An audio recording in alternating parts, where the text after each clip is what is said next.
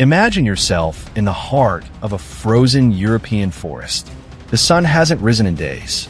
Icy winds cut through your skin like knives. The great beasts are vanishing from the hunting grounds. All signs of life are retreating into the earth or into extinction. And you, a lone Neanderthal, have no idea that the end is near.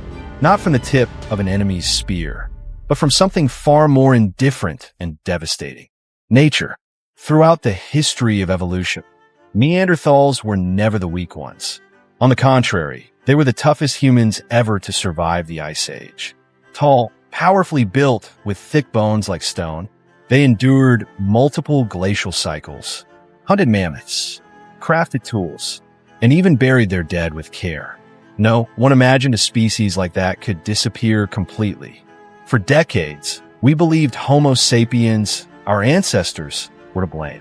That we killed them, outcompete them, defeated them in a merciless struggle for survival.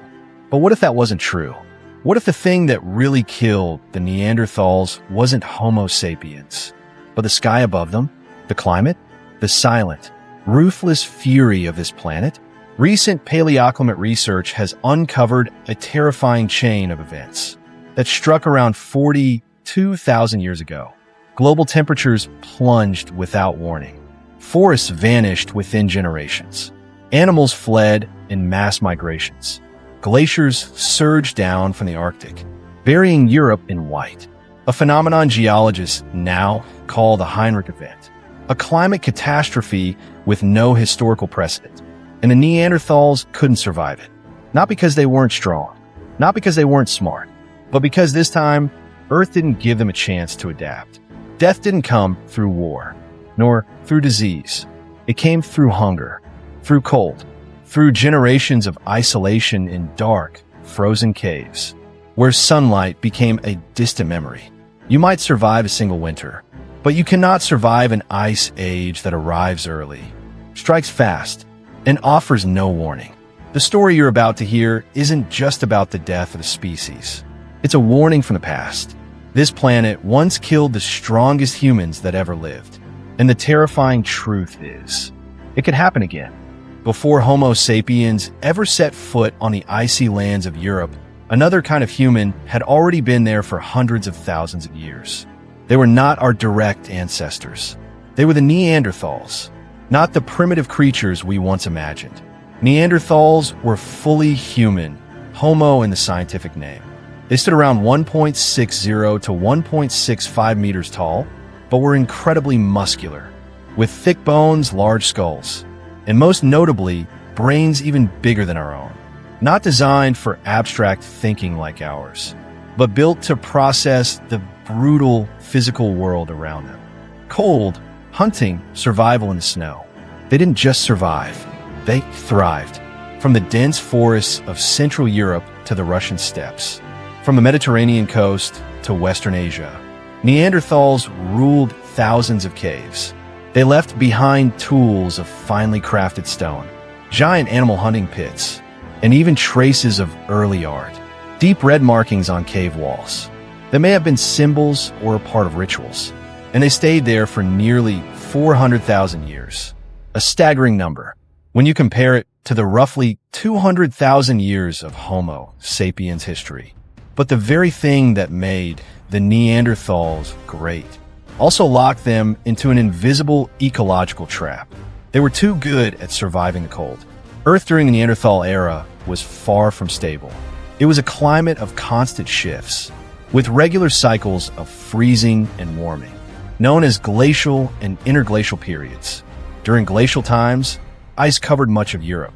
During the warmer intervals, forests and grasslands expanded, large animals flourished, and hunting became easier. The Neanderthals endured at least 7 of these cycles. They were used to a changing world. They knew when to switch from hunting deer to digging roots, when to crawl into caves and wait for the thaw. Everything, from their body structure to their tools, was made for a harsh but predictable world. But around 42,000 years ago, something changed, and this time, nature didn't follow the rules. Ice cores from Greenland, marine sediments from the North Atlantic, and fossilized forests from Europe all tell the same story: a massive climate event, incredibly fast and terrifyingly long. Global temperatures plunged within just a few decades. A blink in geological time. The North Atlantic Current, which once carried warm water from the equator to Europe, temporarily collapsed due to meltwater flooding in from Canada. The result: summer vanished. Ice spread all the way to the Mediterranean. Trees died. Big game disappeared. And the cold didn't retreat like before. It took hold and stayed. This event is now known as the Heinrich Event, one of the most extreme climate disasters humanity has ever faced. And the Neanderthals, masters of the cold, for the first time, couldn't adapt in time. Why? Because they were tied to an old survival strategy.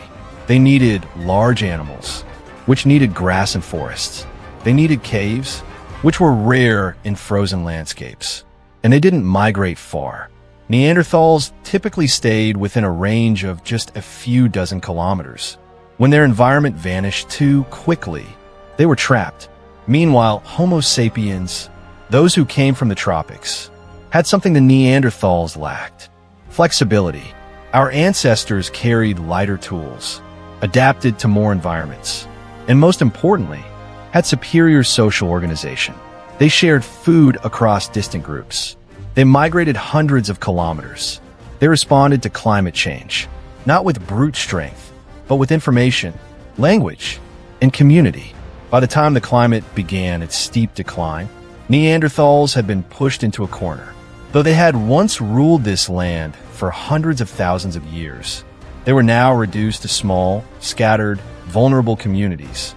They knew how to craft spears, but they couldn't outrun a sky that was collapsing. If Neanderthals could speak to us across time, they might not talk about war or hatred. They would speak of vanishing forests, dwindling food, snow that never melted, and sunlight that never returned. They would tell us that some enemies have no face, no claws, and yet they can still wipe out an entire species. Disasters never strike all at once. They always begin with small signals that most people overlook. For the Neanderthals, the first sign wasn't snow. It was the disappearance of the forests. Chestnut, oak, maple once blanketed Central Europe, where Neanderthals hunted large herbivores, like giant deer, bison, and woolly rhinoceros. But sediment cores from Lake Meerfelder Mar in Germany reveal that within less than 100 years, deciduous trees vanished completely, replaced by poor grasses and lichen. For Homo sapiens, this was just a change in scenery. But for Neanderthals, it was the loss of their lifeline. Then came the animals. As the forests disappeared, the large mammals began to retreat. The cave paintings of mammoths, bison, and giant elk became mere memories. Without animals, Neanderthals could no longer hunt meat, and they lacked the fishing technology of modern humans. Hunger crept into every tribe, every cave. Evidence from fossil bones in Vindija, Croatia, shows that in their final phase, Neanderthals began to eat each other. Cut marks, fractured skulls, split marrow bones. All signs of desperate starvation. But the true origin of this nightmare wasn't in the forest or the grasslands. It came from the ocean. The Heinrich Event, when the sea betrayed them. Around 42,000 years ago, an event off the coast of the North Atlantic shattered the climate of Europe. Scientists call it Heinrich Event 4, one of the earliest climate doomsdays in human history. It began in Canada, where enormous glaciers, taller than skyscrapers, kilometers thick, were melting due to a brief warming period. When these ice dams burst, trillions of tons of fresh water flooded into the North Atlantic, disrupting the Gulf Stream, the heat engine of Europe. The result? Europe plunged into a sudden mini ice age. Temperatures dropped by 10 to 15 degrees Celsius. In just a few decades, in Central Europe, summer nearly vanished. Snow fell year-round. Humidity dropped. Forests couldn't recover. The entire ecosystem collapsed in a domino effect. In France, fossilized pollen samples show that within just a few generations, oak and chestnut forests were replaced by lichen, a plant that only grows in frozen tundra. From a temperate land full of food, Europe became a cold and barren wasteland, and the Neanderthals were left behind in a dying world. The ones who were trapped, Neanderthals couldn't leave. Homo sapiens, when faced with cold, had an instinctive response: migration. They followed herds, built mobile shelters, moved between climates. But Neanderthals were different. They depended on caves. Their entire social structure, rituals, food storage, childbirth, it all revolved around specific caves. They couldn't easily leave like Homo sapiens. In fact, genetic studies of Neanderthal skeletons from Gibraltar and Western Europe show extremely limited intergroup mating, indicating very restricted migration. They were sedentary in a world that refused to sit still. When the forests vanished and the animals disappeared, the Neanderthals waited for the climate to recover. But this time, the recovery never came. Cold doesn't just kill, it isolates. Archaeological evidence shows that as time went on, Neanderthal groups became increasingly small and isolated. Communities that once held dozens of individuals shrunk to just 5 to 10 people per cave. In El Sidrón Cave in Spain, 13 Neanderthal skeletons were found, belonging to a single genetic group, indicating a sharp rise in inbreeding. This was the sign of a species losing the ability to sustain its population. And then, disease appeared in conditions of malnutrition, lack of sunlight, and crowded dark caves. Immune systems collapsed. Analyses of Neanderthal teeth show signs of gum disease, osteoporosis, and pulp infections, chronic illnesses that slowly wore them down. Death didn't come in battle. It came like a slow bleed, one person at a time, and then they disappeared. Shanidar Cave in Iraq, Vendija in Croatia, El Sidrón in Spain, La Pharisee in France, all tell the same story. Neanderthals weren't wiped out in war. They were squeezed out by climate. They couldn't hunt, couldn't farm, couldn't leave, couldn't reproduce properly. And in the end, they were gone within just 2,000 to 3,000 years. A species that had thrived for hundreds of thousands of years vanished from the evolutionary map. No ruined cities, no battlefields, only bones, ash, and a few crude markings on stone walls. And the most terrifying part? The Heinrich Event hasn't disappeared. It's part of Earth's natural climate cycle, and it could happen again if the Gulf Stream continues to weaken. Due to modern ice melt, perhaps the last thing Neanderthals left us wasn't bones, not even genes. It was a warning.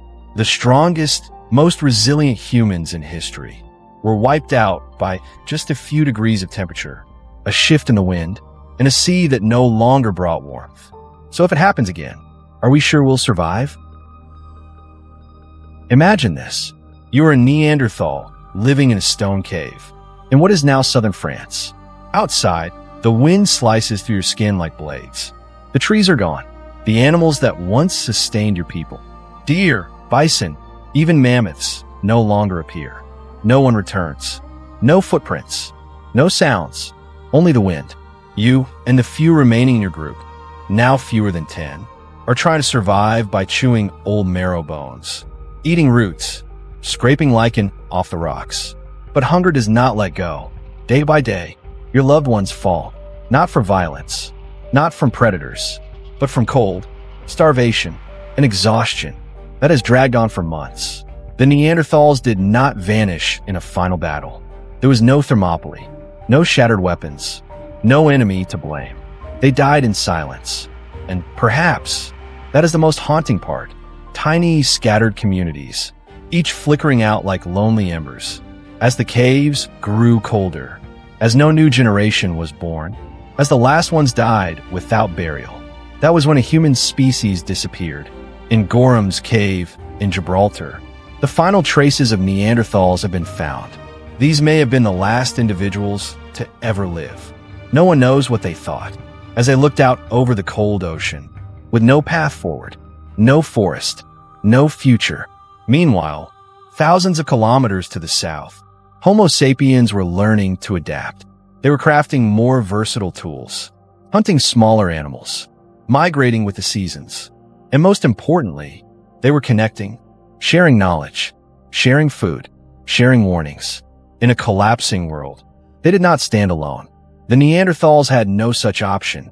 While Homo sapiens gathered into tribal alliances, exchanged genes, and passed on information, Neanderthals were isolated, both socially and genetically. High rates of inbreeding, small populations, poor adaptability, all made them ideal victims of a climate catastrophe. Their story is a painful reminder that sometimes there is no need for war, no plague, no falling asteroid. All it takes is for Earth to change its mind, and everything ends. And if you think that could never happen to us, just look at the world today. The Gulf Stream is weakening. Greenland's ice is melting faster. Atmospheric CO2 is higher than at any point in the last 800,000 years. And once again, we are living under the illusion that we are in control of nature. So did the Neanderthals. But when the snow sealed the cave entrance, it was already too late. When the Neanderthals vanished from the earth, there was no great explosion, no ruined cities, no legends passed down through generations. Only a long, chilling silence, stretching across the timeline of our species. But their disappearance was not absolute. Strangely, even though nature erased them, a part of the Neanderthals still lives inside us. Today, every person of European or Asian descent carries about 1.5 to 2.1% Neanderthal DNA. It is not just a genetic inheritance. It is living proof of an ancient interbreeding event during the final days when Homo sapiens and Neanderthals met. In a world growing colder with each passing day, those genes influence how we respond to illness, regulate body temperature, and even react to allergens. During the COVID-19 pandemic, studies found that some immune responses in modern humans were shaped by Neanderthal genetic variants. Extinct or not, the Neanderthals still protect their hybrid descendants, us. But beyond genetics, they left something else behind, something less visible, yet equally important. A warning: the Neanderthals did not destroy their environment. They did not emit greenhouse gases. They did not overhunt or upset ecosystems. They lived in balance with nature for hundreds of thousands of years. But when the climate changed too quickly, they could not adapt, and the Earth did not wait. That forces us to look hard at our own present. We, modern humans, are doing what the Neanderthals never did. We are accelerating climate change at a rate never before seen in geological history. Each year brings us closer to the threshold of ecological collapse. And if the Neanderthals, a species that survived 7 ice ages, could not survive the final shock, what chance do we really have? Perhaps the reason Neanderthals vanished was not because they were weaker, but because they trusted too much in the stability of their world. They never imagined that the sky could freeze, that the forests could vanish, that the animals they had known for generations could disappear in the span of a single endless winter. And we today are trapped in the same illusion that technology will save us, that the climate will rebalance itself, that this world, a world we believe was made for us, will never turn against us.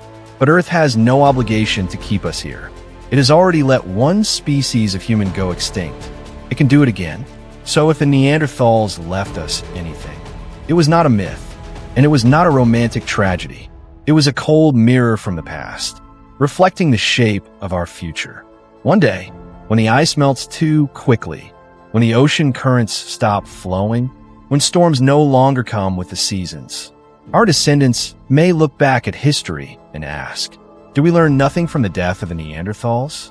If you believe this story needs to be heard, share it. Because sometimes, to save the future, we must listen to the whispers of those who are already gone.